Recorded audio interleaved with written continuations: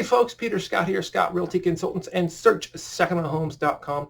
Hey, usually around this time of the month, I'm doing a market update, letting you know about where the market's going and prices and volume and all that good stuff. But that doesn't really seem relevant today because there's so much uncertainty right now in our whole economy and our market.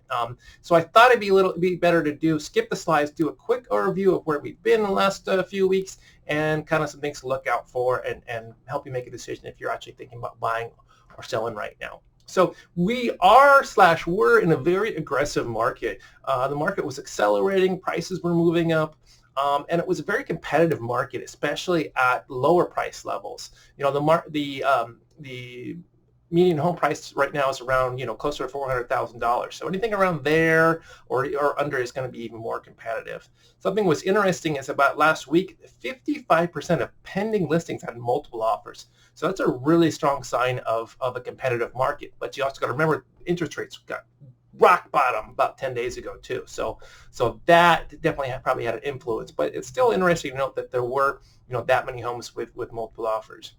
People are saying that we're under a time of peak uncertainty. So we really need to watch and see what happens with the market. No one knows for sure if our prices are going to go up, our prices are going to go down, if the market's going to soften, if it's going to come to a standstill. We just don't know. But it's important to point out that housing is essential to some people. I have clients that are still making offers. I have clients that are still listing homes. The market has not stopped. I have clients that are moving from out of town. They got a job here and they have to be here. That's essential to them to find a house, a place to live.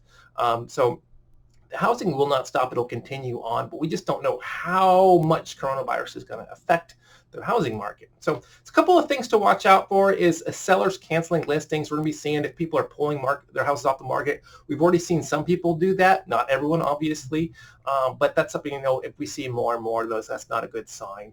Another thing would be sales volume.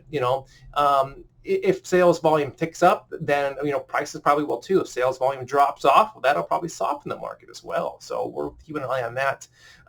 Interesting thing too that was pointed out to me was, there might be some sellers who want to sell their house now because they think the market is going to decline and they want to try and, catch the top of the market, which, you can never time the market, but there is certainly some people who might be thinking that. And another thing you might not have considered is there's some buyers who may be jumping in now because they're afraid interest rates are going to rise and they have a fear of missing out. They got that FOMO about these great interest rates. So there may be more buyers jumping right now to try and catch these great interest rates that we have right now. So the last thing we're going to keep an eye on is the number of listings in the market. If inventory dries up even more and demand stays about the same, then prices are going to go up even more because we already have a shortage of listings right now. So a couple of things to keep an eye on. So last thing is, should you be buying right now? Should you be selling right now? And here's a couple of questions for you. How confident are you with your job and your financial situation?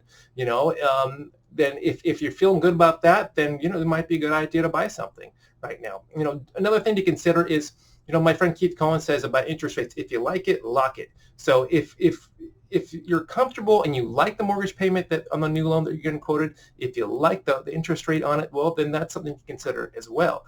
Those things might be good. And along with that is, how long are you going to stay in this house? If you're going to move in 2-3 years, well, then maybe now's not the time to buy. It's kind of uncertain right now. But if this is a long-term move for you, you're going to be there for 5, 10, 20 years, then this dip, if there is a dip, or this time is not going to impact that at all, really. And then lastly, I'd say, what's your motivation? Like I said, I have clients moving from out of town. They got a job transfer. They got to be here. That's a pretty high motivation.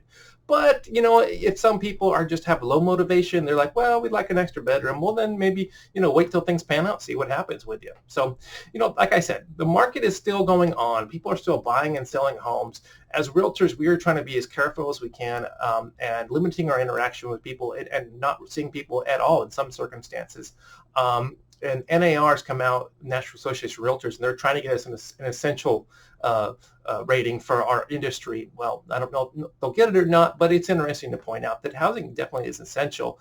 But right now we're definitely adjusting, and all the agents that I'm talking to, we're all just trying to figure this out, how to go, what the best way and safest way to go about doing all this is. So, but title companies are still open, home inspectors are still doing their inspections, they're doing a lot of that stuff by FaceTime, all that, and like I said, limiting our exposure to each other. So let me know if you have questions. I hope this helps. I'm going to try and update as as we go along. And a big shout out to Ryan Lundquist and his Sacramento appraisal blog. If you want to nerd out on this stuff, that's the place to go. I get a lot of my info from him because he's got some great videos too that are much longer than mine and more in depth.